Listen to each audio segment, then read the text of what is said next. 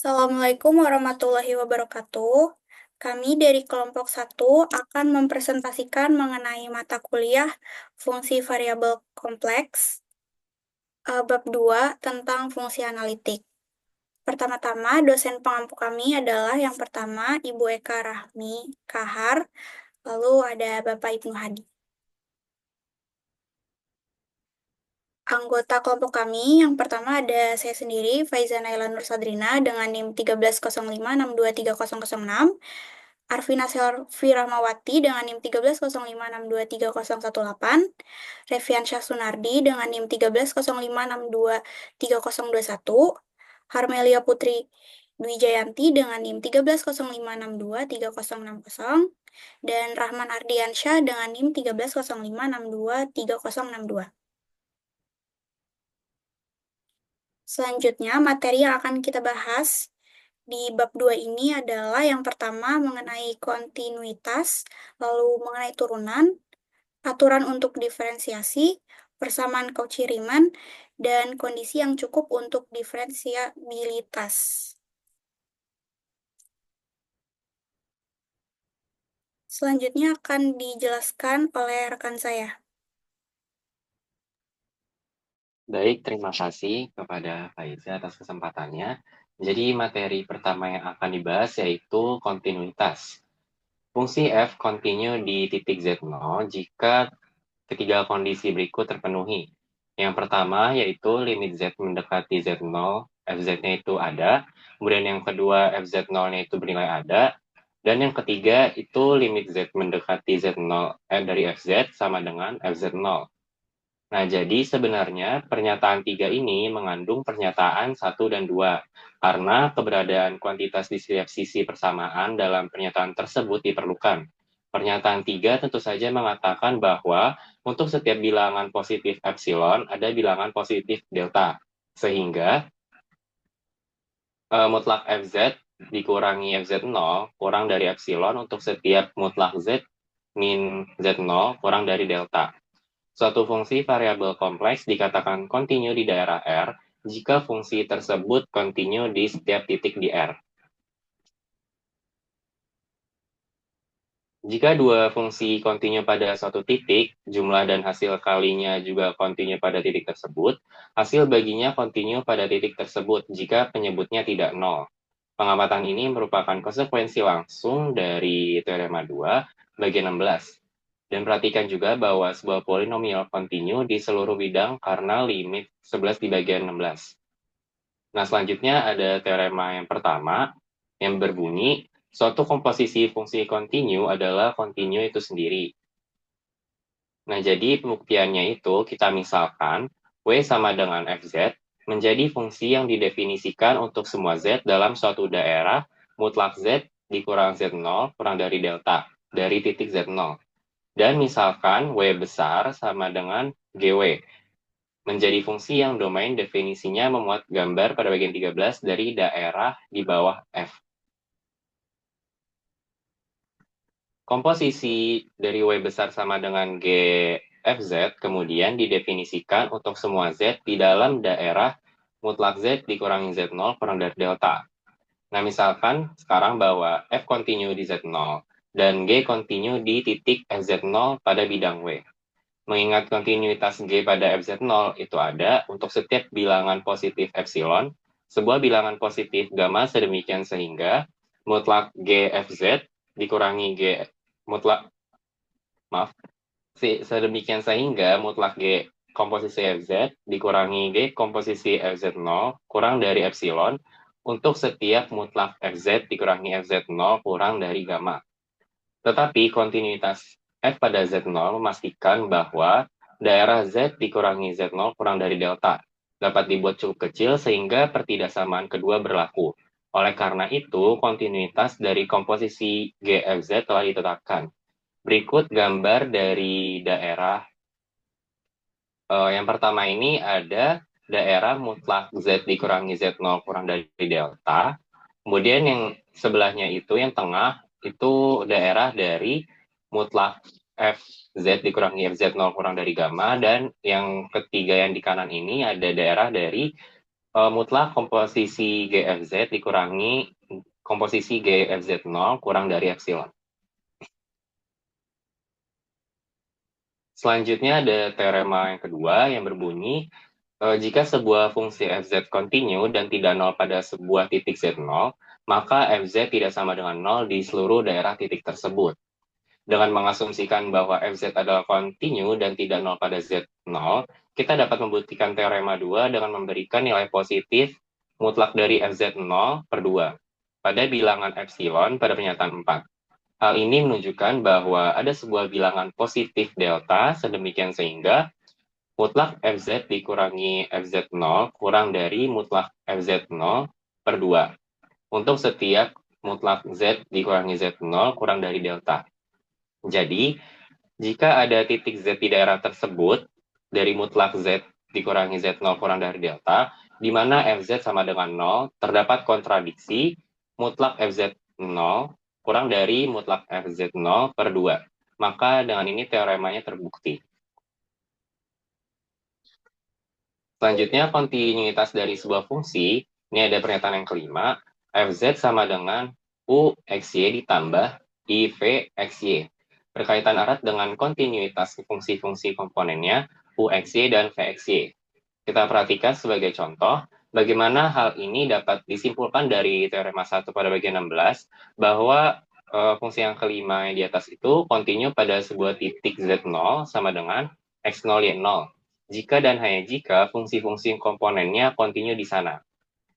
Selanjutnya ada teorema yang ketiga yang berbunyi jika fungsi komponen U dan V dalam persamaan kelima kontinu pada suatu titik Z0 sama dengan X0 Y0, maka F juga kontinu.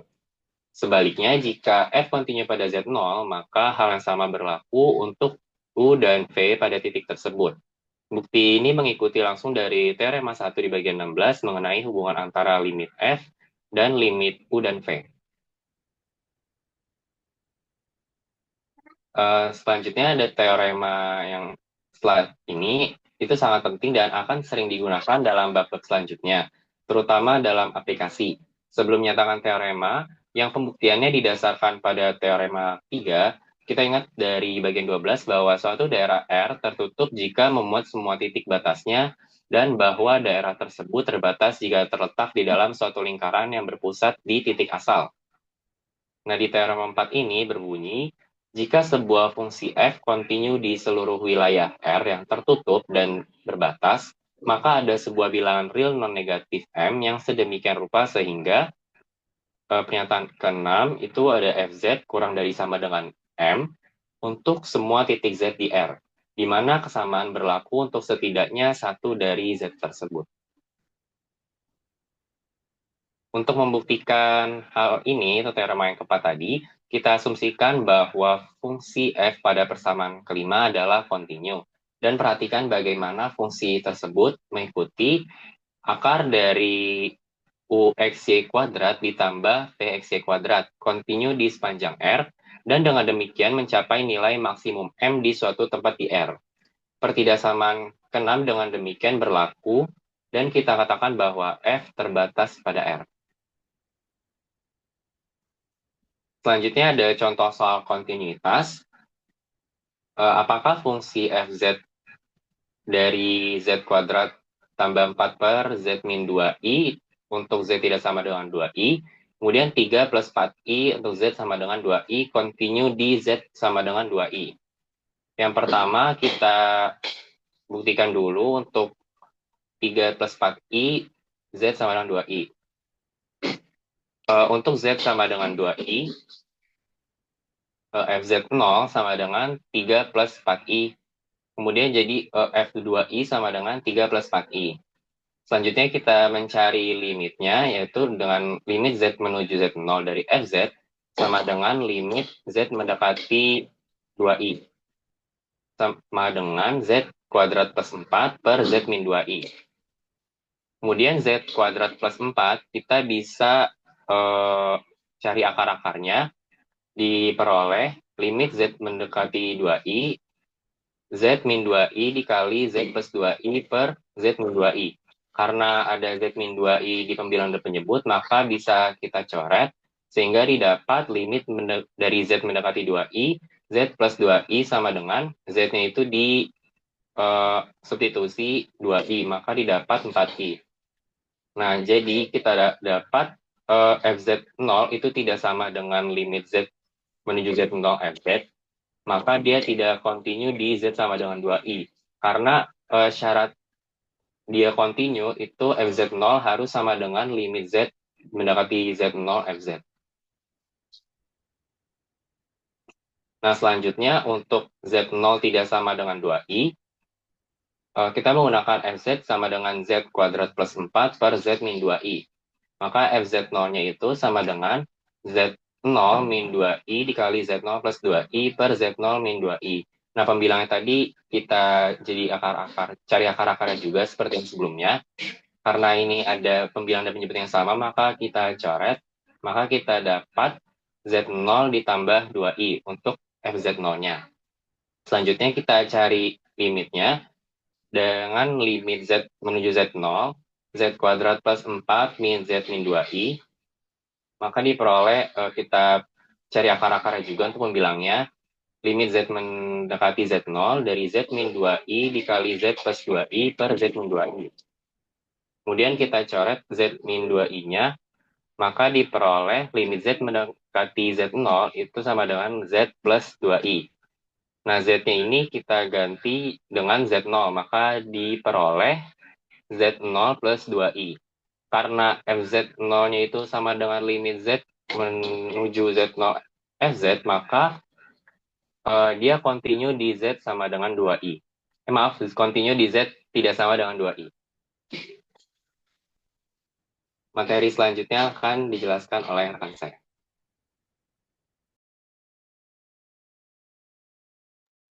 Selanjutnya ada turunan. Pertama-tama kita misalkan untuk f itu adalah suatu fungsi yang memiliki domain dan didefinisikan pada titik sekitar mutlak z dikurang z0 kurang dari epsilon pada suatu titik di z0. Turunan dari f pada setiap z0 ini dapat dinotasikan dengan f aksen z0 dan jika dinotasikan pada limit akan seperti ini. F aksen z0 sama dengan limit z mendekati z0 fz dikurang fz0 dibagi z dikurang Z0. Jika limit tersebut ada, maka kita bisa katakan f itu dapat didiferensialkan pada suatu Z0. Jika tidak ada, maka ya tidak bisa didiferensialkan. Turunan dari fz ini biasa dilambangkan dengan f aksen z atau bisa dituliskan dengan d per dz fz. Nah, jika kita misalkan fz itu w, maka turunan f aksen z dari fz juga bisa kita tuliskan dw per dz. Untuk alternatif definisi lainnya juga bisa kita tuliskan dengan mendefinisikan variabel baru, yaitu delta Z. Delta Z ini untuk Z dikurang Z0. Sehingga tadi persamaan F aksen Z0 sama dengan limit Z mendekati Z0 FZ dikurang FZ0 per Z dikurang Z0 akan ekuivalen dengan F aksen Z0 sama dengan limit delta Z dikurang Z0, FZ0 ditambah delta Z dikurang FZ0 per delta Z. Jadi, delta Z-nya itu Z dikurang Z0 itu berubah jadi delta Z. Itu. Lanjut. Karena F didefinisikan untuk suatu titik di Z0, maka bilangan FZ0 ditambah delta Z selalu didefinisikan untuk mutlak Z yang cukup kecil. Ketika kita ngambil bentuk kedua tadi yang setelah ekuivalen, setelah kita substitusikan delta Z-nya, dan Z0-nya hilang, maka kita akan dapat persamaan untuk delta W-nya, FZ ditambah delta Z dikurang FZ. Yang menyatakan perubahan nilai W sama dengan FZ dari F yang sesuai dengan perubahan delta Z. Jadi jika kita tulis dW per dz untuk F aksen Z, persamaan tadi itu yang kedua akan menjadi dW per dz dan akan menjadi limit delta Z mendekati 0 delta W per delta Z.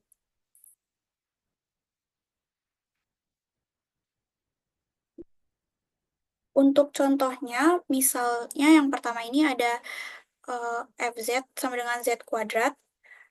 Nah, yang ditanya ini turunan dari FZ. Kita bisa substitusikan dengan limit bersama limit yang udah tadi di awal, yaitu limit delta Z mendekati Z0, Fz ditambah delta Z dikurang Fz per delta Z. Jadi Z ditambah delta Z-nya ini kita kuadratkan, terus Fz-nya juga kita kuadratkan. Untuk delta Z-nya tetap kita gunakan untuk yang kayak A plus B kuadrat itu, dan kita dapat, kita tulis lagi ulang, limit delta Z mendekati Z0, Z kuadrat ditambah 2Z dikali delta Z ditambah delta Z kuadrat dikurang Z kuadrat per delta Z. Lalu Z kuadrat dikurang Z kuadrat ini bisa dicoret. Kita dapat limit delta Z mendekati Z0, 2Z dikali delta Z ditambah delta Z kuadrat per delta Z.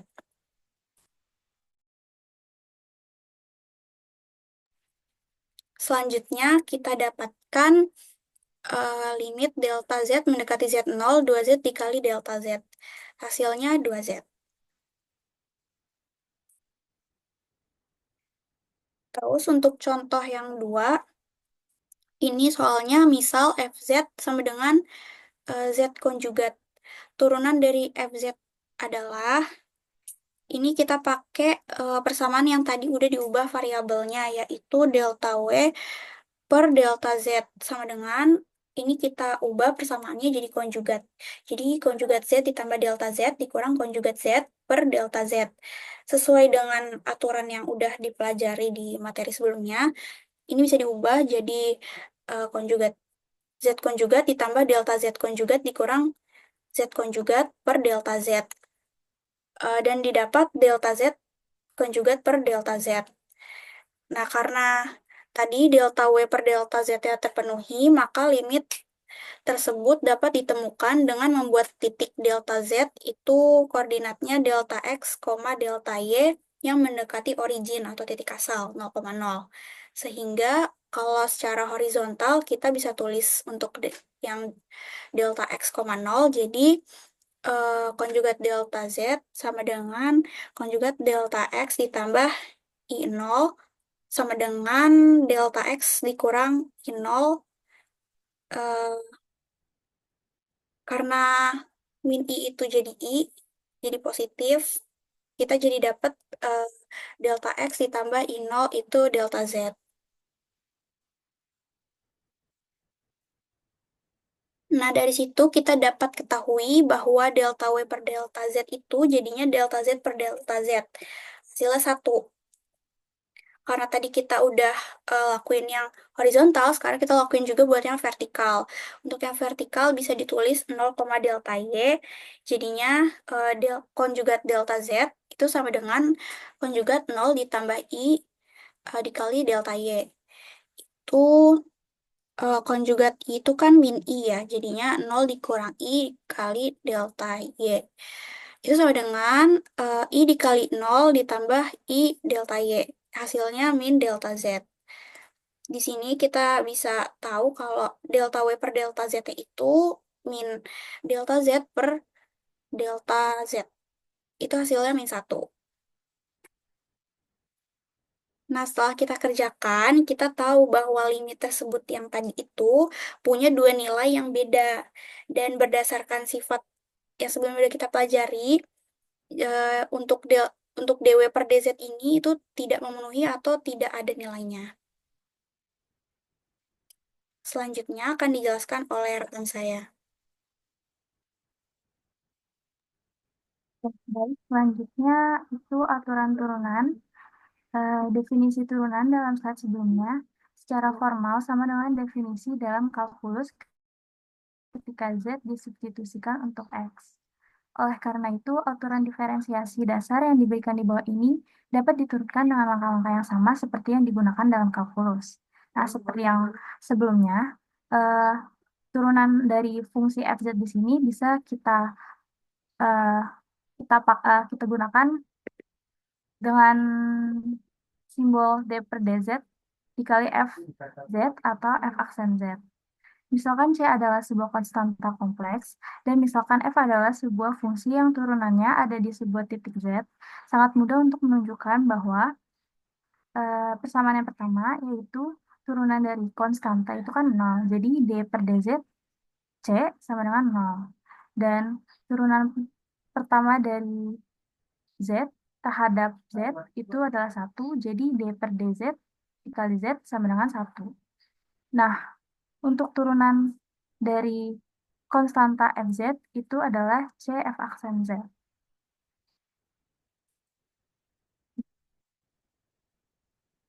Oke. Jika M merupakan bilangan bulat positif, kita dapat menggunakan aturan yang kedua, yaitu D per DZ, Z pangkat N sama dengan MZ pangkat N-1. Jadi misalkan di sini kita punya N-nya bilangan bulat positif 2 gitu. Jadi nanti turunannya itu 2Z, 2 dikurang 1, 1. Jadi 2Z pangkat 1.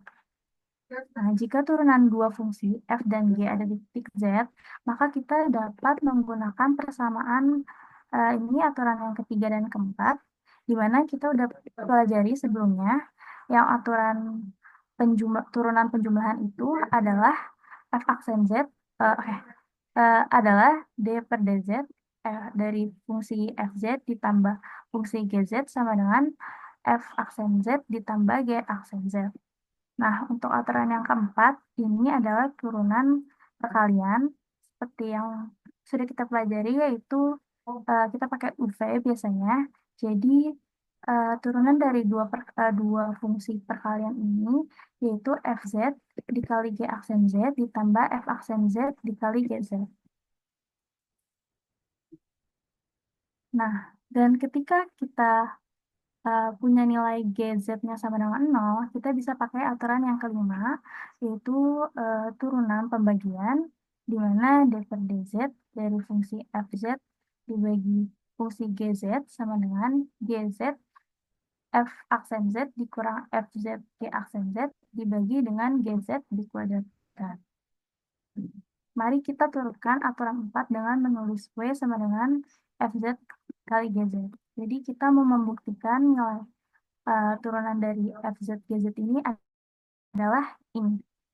Dengan menulis, kita misalkan W-nya itu adalah FZ GZ. Jadi kita cari dulu nilai selisihnya, delta W dari yang sebelumnya udah dijelaskan.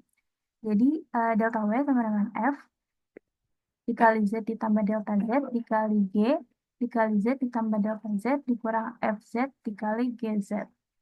Kemudian ini kita operasikan, lalu kita kelompokkan menjadi GZ ditambah delta Z dikurang GZ. Jadi yang ini untuk fungsi G dan yang ini untuk fungsi F. Nah, setelah itu persamaan ini kita bagi luas dengan delta Z. Jadinya kita dapat nilai FZ dikali GZ ditambah delta Z dikurang GZ per delta Z ditambah FZ ditambah delta Z dikurang FZ dibagi delta Z dikali GZ ditambah delta Z. Nah, kita tahu sebelumnya bahwa nilai ini adalah turunan pertama dari GZ. Dan ini adalah turunan pertama dari FZ. Nah, karena karena delta Z kita menuju 0, berarti di sini nanti 0 kan. Jadi hasilnya adalah D per DZ FZ dikali GZ sama dengan FZ G aksen Z ditambah F aksen Z dikali GZ. Selanjutnya ada aturan rantai. Misalkan F memiliki turunan pada Z0 dan G memiliki turunan pada titik FZ0, sehingga FZ sama dengan GFZ memiliki turunan pada Z0. Dan kita punya aturan yang keenam, yaitu F aksen Z0 sama dengan G aksen FZ0, F aksen Z0. Jika kita tulis W sama dengan FZ dan W besar sama dengan GW, jadi W besar sama dengan F besar Z, aturan rantainya menjadi DW besar, ini kita turunkan jadi DW besar per DZ sama dengan DW besar per DW, karena W-nya ini mau kita turunkan terhadap Z, tapi variabelnya beda, jadi jangan lupa kita kalikan dengan DW per DZ. Untuk lebih mudahnya lagi, kita masuk ke contoh soal aja. Jadi untuk mencari turunan 1 min 4Z kuadrat dipangkatkan 3, kita misalkan W-nya di sini adalah yang di dalam kurung, yaitu 1 dikurang 4Z kuadrat. Dan W besarnya itu sama dengan W pangkat 3 ini. W pangkat 3. Maka turunannya menjadi D per DZ dikali 1 dikurang 4Z kuadrat dipangkatkan 3 sama dengan 3W kuadrat. Turunan dari W pangkat 3 ini kan 3W kuadrat dan turunan dari 1 min 4Z kuadrat terhadap Z itu kan min 8Z. Nanti kita operasikan, maka akan ketemu hasil akhirnya min 24Z dikali 1 dikurang 4Z kuadrat dikuadratkan. Untuk memulai turunan aturan 6, pilih titik spesifik Z0 di mana F aksen Z0 ada. Tulis W0 sama dengan FZ0 dan juga asumsikan bahwa G aksen W0 ada. Maka ada suatu epsilon lingkungan atau daerah nilai mutlak W dikurang W0 kurang dari epsilon dari W0. Sehingga untuk semua titik W di lingkungan tersebut, kita dapat mendefinisikan sebuah fungsi Q dengan nilai Q W0 sama dengan 0. Maka kita punya aturan yang ketujuh yaitu PW sama dengan GW dikurang GW0 per W dikurang W0 dikurang G aksen W0 ketika W tidak sama dengan W0. Dan aturan ke-8, lim W mendekati W0, PW sama dengan 0. Oleh karena itu, P continue pada W0. Aturan ke-7 dapat dimasukkan ke dalam bentuk aturan ke-9 yaitu GW dikurang GW0 sama dengan G aksen W0 ditambah PW dikali W dikurang W0, di mana nilai mutlak W dikurang W0 ini kurang dari epsilon, yang bahkan berlaku ketika W sama dengan W0. Dan karena F aksen Z0 ada, dan karena itu F kontinu di Z0, kita dapat memilih bilangan positif delta sehingga titik FZ terletak di sekitar epsilon. Nilai mutlak W dikurang W0 kurang dari epsilon dari W0 jika Z terletak di sekitar lingkungan delta. Nilai mutlak Z dikurang Z0 kurang dari delta dari Z0. Dan demikian sah untuk mengganti variabel W pada persamaan 9 dengan FZ ketika Z adalah titik manapun di sekitar nilai mutlak Z dikurang Z0 kurang dari delta. Dalam substitusi tersebut dan W0 sama dengan FZ0, persamaan 9 ini menjadi aturan yang ke-10, yaitu GFZ dikurang GFZ0 per Z dikurang Z0. Sama dengan G aksen FZ0 ditambah P FZ dikali FZ dikurang FZ0 dibagi Z dikurang Z0, di mana 0 kurang dari nilai mutlak Z dikurang Z0 kurang dari delta. Kita harus menetapkan bahwa W tidak sama dengan W0, sehingga kita dapat membagi dengan 0. Seperti yang sudah disebutkan, F kontinu pada Z0 dan P kontinu pada titik W0 sama dengan FZ0. Oleh karena itu, komposisi P FZ kontinu pada Z0. Dan karena P W0 sama dengan 0, maka lim Z mendekati Z0 P dikali FZ sama dengan 0. Jadi, persamaan 10 menjadi persamaan 6 dalam batas saat Z mendekati Z0. Oke, selanjutnya akan dijelaskan oleh teman saya. Oke, selanjutnya itu adalah persamaan Cauchy-Riemann, di mana persamaan Cauchy-Riemann ini memiliki bentuk umum persamaan yaitu Fz sama dengan UXY ditambah IV XY. Persamaan ini harus memenuhi syarat di suatu titik Z0 sama dengan UX0 Y0 ketika turunan dari F ada di sana. Kita juga menunjukkan cara mengekspresikan F aksen Z0 dalam bentuk turunan parsial tersebut. Dengan mengasumsikan bahwa F aksen Z0 ada, kita menuliskan Z0 sama dengan X0 ditambah I Y0, di mana delta Z sama dengan delta X ditambah I delta Y. Boleh next?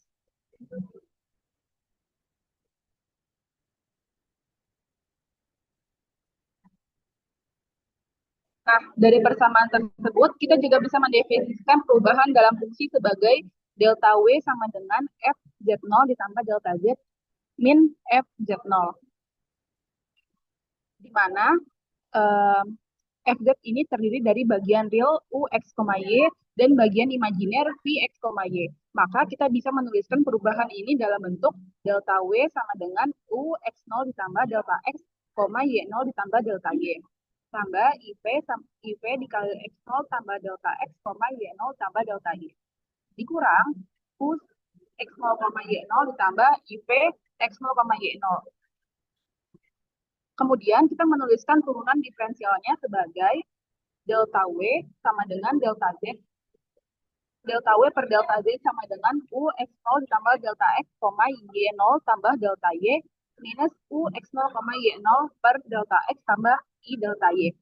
Kemudian dijumlah dengan I V dikali X0 tambah delta X, Y0 tambah delta Y minus V X0, Y0 per delta X tambah I delta Y. Nah, persamaan dua ini tetap berlaku ketika delta X, delta Y mendekati 0,0 dengan cara apapun yang kita pilih. Boleh next? Dalam persamaan Cauchy-Riemann ini memiliki dua pendekatan. Yang pertama yaitu pendekatan horizontal, di mana kita menetapkan bahwa delta Y sama dengan 0, yaitu berarti kita akan bergerak ke arah horizontal, yaitu sebuah X. Dengan menggunakan persamaan sebelumnya, kita menuliskan turunan ini sebagai f aksen Z0 sama dengan limit delta X mendekati 0. U X0 tambah delta X, Y0 minus U X0, Y0 per delta X. Ditambah I limit delta X mendekati 0, V X0 ditambah delta X, Y0 minus V X0, Y0 per delta X. Dengan kata lain, kita dapat menuliskan hasilnya dalam bentuk persamaan ketiga, yaitu f aksen Z0 sama dengan UX X0, Y0 ditambah IVX X0, Y0. Boleh next?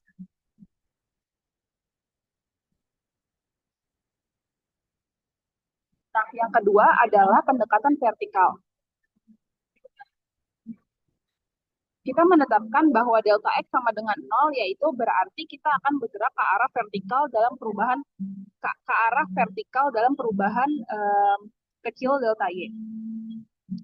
Nah, dari teorema sebelumnya, kita mendapatkan bahwa f aksen Z0 sama dengan limit delta Y mendekati 0. U X0, Y0 ditambah delta Y minus U X0, Y0 per I delta Y dijumlah dengan I limit delta Y mendekati 0 V X0, Y0 ditambah delta Y minus V X0, Y0 per I delta Y. Karena kita tahu bahwa 1 per I itu adalah minus I, maka kita bisa menuliskan kembali persamaannya menjadi f aksen Z0 sama dengan limit delta Y mendekati 0, V X0, Y0 ditambah delta Y minus V X0, Y0 per delta Y. Dikurang dengan I limit delta Y sama dengan 0, U X0, Y0 ditambah delta Y minus U X0, Y0 per delta Y. Boleh next?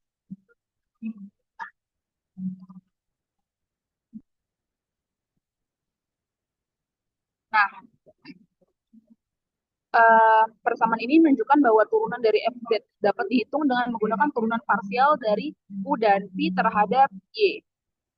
Nah, kita juga bisa mendapatkan hasil akhirnya, yaitu F aksen Z0 sama dengan VY X0, Y0 minus IUY X0, Y0.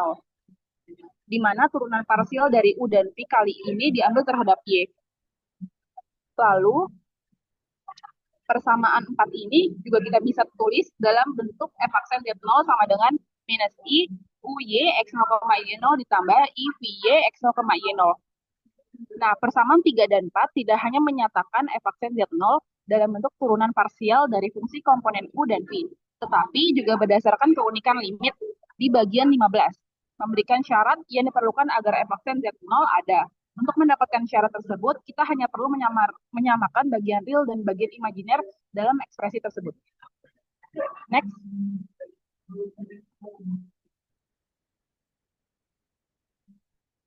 Nah,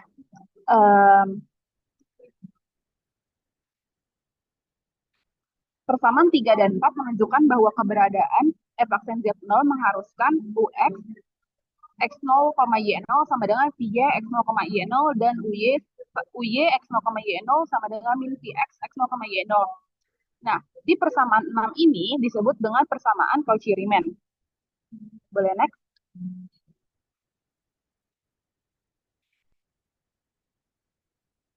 Dalam persamaan Cauchy-Riemann ini kita memiliki teorema di mana misalkan persamaan Fz sama dengan Ux, Y ditambah Ivx, Y.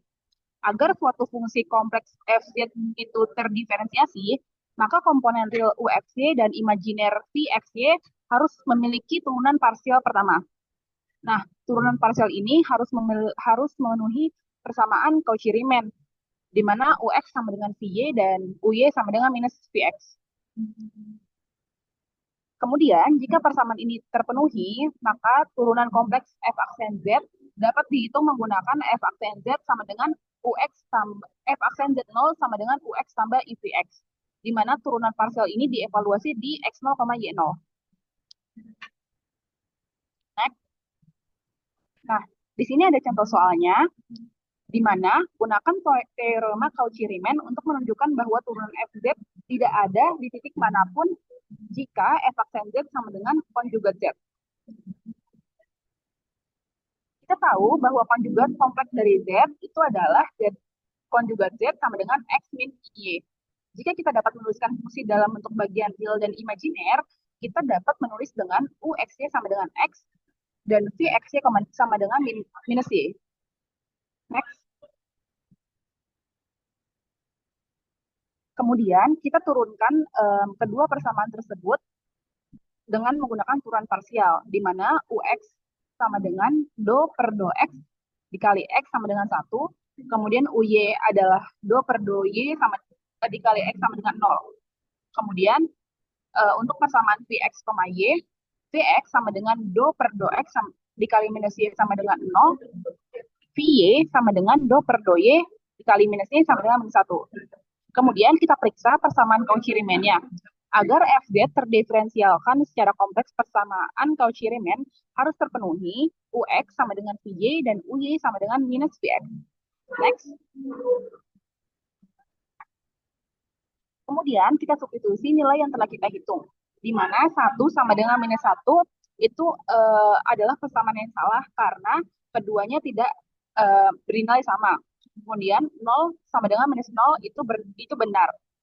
Karena persamaan pertama tidak terpenuhi, maka Fz tidak memenuhi persamaan Cauchy-Riemann di sembarang titik. Sehingga f aksen z sama dengan konjugat z tidak terdiferensialkan dimanapun. Dengan kata lain, f aksen z tidak ada di titik manapun.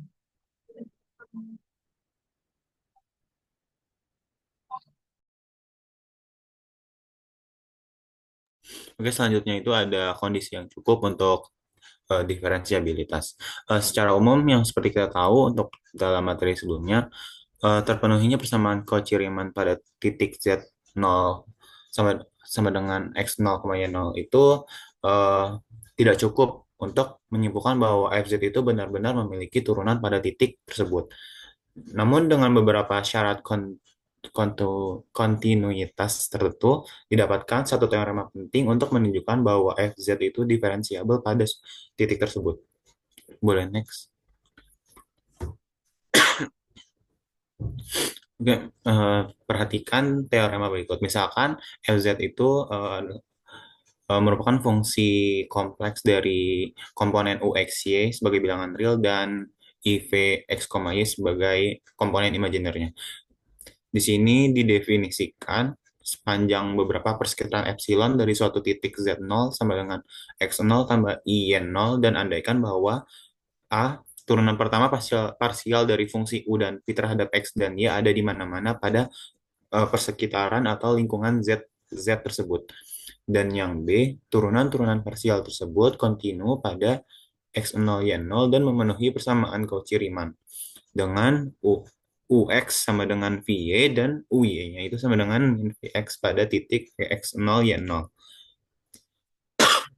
Sehingga didapat turunannya itu sama dengan fz0 ada, dan hasil turunannya itu f aksen z sama dengan u turunan x ditambah iv turunan x. Boleh di next. Untuk memulai proses pembuktiannya, di sini saya tulis pertama-tama delta z itu sama dengan delta x ditambah i delta y, di mana 0 kurang dari mutlak delta Z kurang dari epsilon.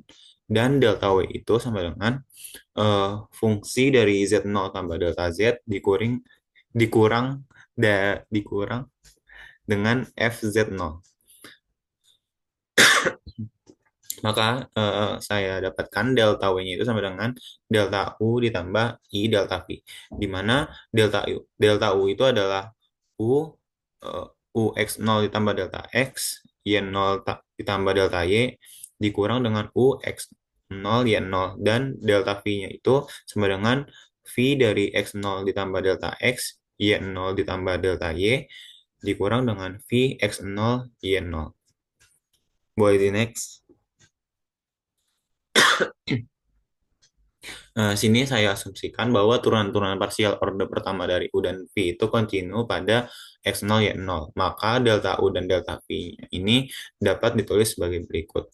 Delta U-nya itu sama dengan U turunan X dari X0, Y0 dikali delta X ditambah dengan UY dari X0, Y0 dikali delta Y ditambah dengan epsilon 1 akar dari eh, delta X kuadrat ditambah dengan delta Y kuadrat.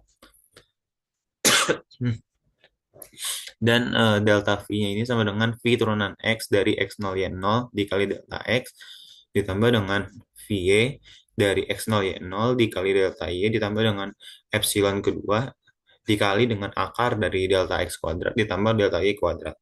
Di mana epsilon 1 dan epsilon 2 ini mendekati 0 ketika delta X dan delta Y-nya ini mendekati 0,0 pada bidang Z. Lalu saya substitusikan persamaan 10.2 dan 10.3 ini pada persamaan 10.1 sehingga diperoleh delta Y-nya ini sama dengan U turunan X dari X0 Y0 dikali delta X ditambah dengan U turunan Y dari X0 Y0 dikali delta Y ditambah dengan epsilon 1 dikali akar dari delta X kuadrat ditambah delta Y kuadrat. Lalu ditambahkan dengan komponen imajinernya yaitu ditambah I dikali Vx dari V turunan X dikali X0 Y0 Vx dari X0 Y0 dikali delta X ditambah dengan Vy dari X0 Y0 dikali delta Y ditambah dengan epsilon kedua dikali akar dari delta X kuadrat ditambah delta Y kuadrat. Di sini saya tulis sebagai persamaan 10.4. Boleh di next. Lalu asumsikan bahwa persamaan Cauchy-Riemann terpenuhi di X0 Y0. Maka kita dapat mengganti UY dari X0 Y0 dengan min Vx dari X0 Y0 dan Vy X0 Y0 dengan UX dari X0 Y0 pada persamaan 10.4 dan saya bagi dengan delta Z. Maka diperoleh persamaan ini yaitu delta W per delta Z itu sama dengan U turunan X dari X0 Y0 ditambah I dikali V turunan X, X0 Y0 ditambah dengan epsilon 1 ditambah I epsilon 2 dikali dengan akar dari delta X kuadrat ditambah delta Y kuadrat per delta Z. Di sini saya tulis sebagai persamaan 10.5. Bisa kita lihat bahwa akar dari delta X kuadrat ditambah delta Y kuadrat itu sama dengan mutlak delta Z. Jadi mutlak delta Z per delta Z itu sama dengan 1. Boleh di next.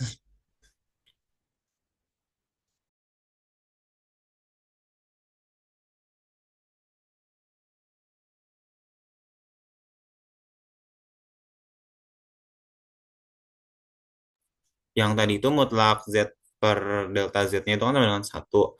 Nah, kalau untuk nilai epsilon 1 ditambah dengan I epsilon 2-nya itu karena cenderung dia sama dengan 0, karena delta X dan delta Y-nya ini juga mendekati 0. Sehingga suhu terakhir pada persamaan 10.5 itu cenderung sama dengan 0 ketika delta Z-nya itu sama dengan delta X ditambah I delta Y.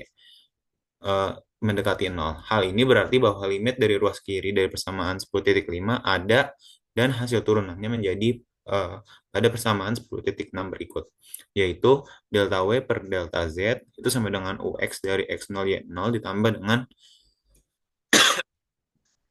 ditambah dengan I Vx dari X0 Y0 ditambah dengan epsilon 1 ditambah I epsilon 2 dikali akar dari delta X kuadrat ditambah delta Y kuadrat per delta Z.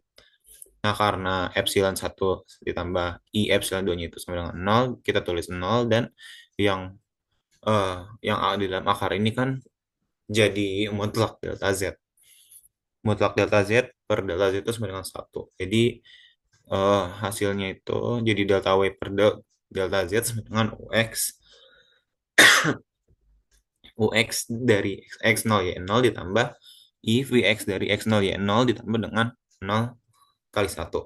Maka didapat F turunan Z-nya itu sama dengan UX plus I Vx. Ini sebagai rumus umum untuk turunannya, di mana limit ruas kanannya itu akan dievaluasi pada titik X0 Y0.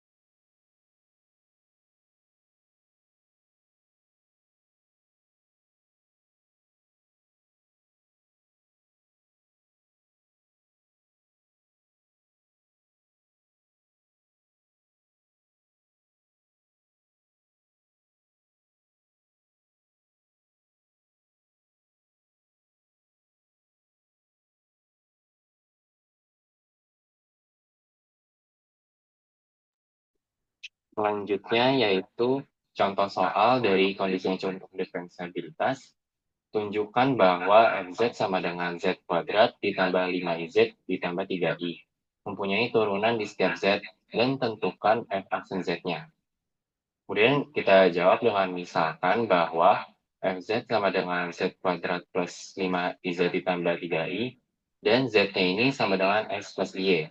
Maka didapat FZ sama dengan Z kuadrat plus 5IZ ditambah 3I. Kemudian Z-nya ini kita ganti dengan X plus Y. Maka didapat FZ sama dengan X plus Y kuadrat ditambah 5I dikali X plus Y. Kemudian ditambah 3I. Kemudian FZ sama dengan X plus Y tadi dikuadratin didapat X kuadrat min Y kuadrat plus I 2XY ditambah 5IX min 5Y ditambah 3I. Maka diperoleh FZ ini sama dengan X kuadrat min Y kuadrat min 5Y ditambah I kali 2XY tambah 5X ditambah 3. Nah, ini yang ada I-nya itu kita pisahin dengan yang nggak ada I-nya.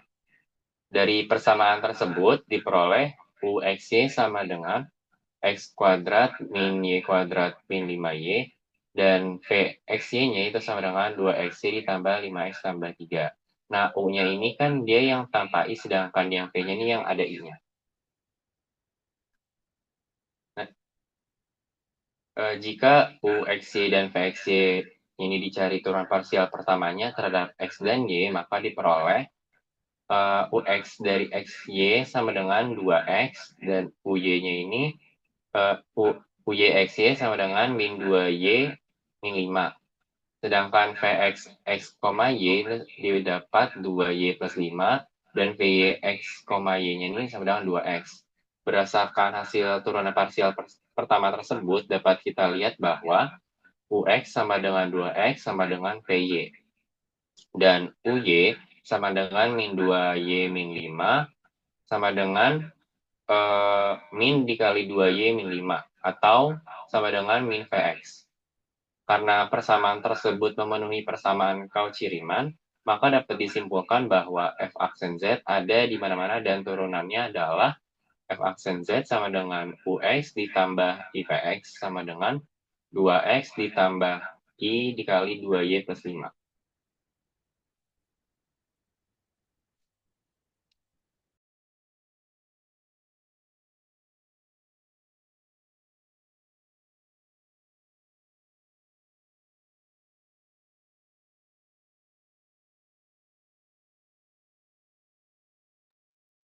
Baik, sekian pembahasan materi untuk bab 2 ini mengenai fungsi analitik.